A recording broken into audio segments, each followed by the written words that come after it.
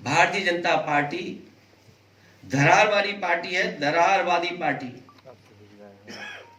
इनके लिए इंसान के जीवन का कोई मोल नहीं है, क्योंकि उसी से वो राजनीति करना चाहते हैं, उसी से राजनीतिक लाभ लेना चाहते हैं।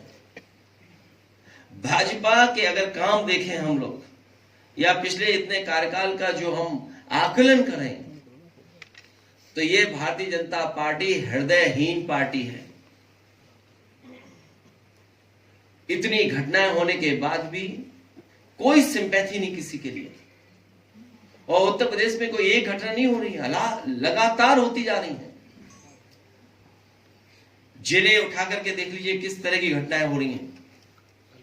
और तब जब ये नारा लगाते थे कि जीरो टॉलरेंस है, जीरो टॉलरेंस की सरकार है, इस सरकार में न्याय मिलना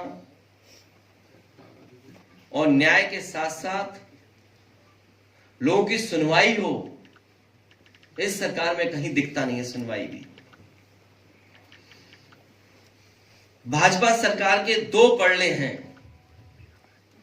एक है पीडीए के खिलाफ अन्याय और दूसरा है भ्रष्टाचार। अन्याय तो हम लोग आप लोग जानते ही हैं, और भ्रष्टाचार को लेकर के तो अब तो चर्चाएं आम हो गई हैं। उन्हीं के अपने लोग भ्रष्टाचार की किस सीमा तक एक दूसरे पर आरोप लगा रहे हैं। ये बात तो पत्रकार साथी ज्यादा समझते होंगे, या राजनीति को जो समझते होंगे वो बेहतर समझते होंगे कि कौन किस पे आरोप लगवा रहा है भ्रष्टाचार के। लखनऊ वाले दिल्ली पर और दिल्ली वाले लखनऊ पर लगवा रहे हैं। भाजपा सरकार के दो पड़ले हैं, एक है पीडीए के खिलाफ अन्याय और दूसरा है भ्रष्टाचार। इन दोनों में कभी एक पड़ला ऊपर हो जाता है तो कभी दूसरा। इसी डिसबैलेंस को छुपाने के लिए संभल जैसी साजिश की गई है। और जो इलेक्शन में लूट हुई थी कुंदरकी में, मीरापुर में, उसको छिपाने के लिए भी संभल जैसी घटना हुई है। जानबूझ कर करके कुंदरकी का जो वोट की लूट हुई, जो पुलिस प्रशासन के माध्यम से वोट पड़वाए गए, जो वीडियो निकले, तस्वीरें आई, उससे आम जनमानस जान गया कि इन्होंने चुनाव नहीं कराया, इन्होंने पुलिस के माध्यम से वोट लूटे हैं। और वही सरकार कह रही है कि अगर कुंदरकी जीत सकते हैं तो मीरापुर, मिल्कीपुर क्यों नहीं। और मैं एक बार फिर कहता हूं कि संभल की घटना नहीं थी, ये बहुत बड़ी साजिश और षड्यंत्र था। जो खोदने वाले लोग हैं वो रुकने वाले नहीं हैं।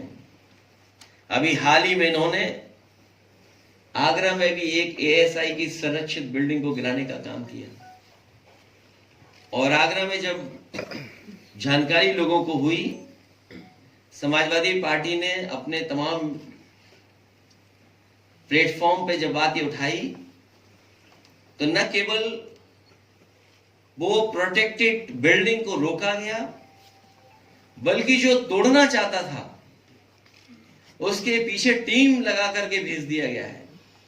सुनने में आया वो आगरा से फरार है, लेकिन जो जानकारी मिल रही है, जानकारी ये कि विक्रमादित्य और कालिदास के आसपास ही कहीं वो है। जो सोचिए, एएसआई की प्रोटेक्टेड बिल्डिंग को तोड़ रहा था ठेकेदार, वो अधिकारियों से मिलकर के कोई कारोबार बड़ा करना चाहता था, वही वहां से फरार है। लेकिन यही विक्रमादित्य मार्ग और कालिदास मार्ग के आसपास कहीं छिपा हुआ है। आप में से बेहतर जानते होंगे वो कहां छिपा होगा।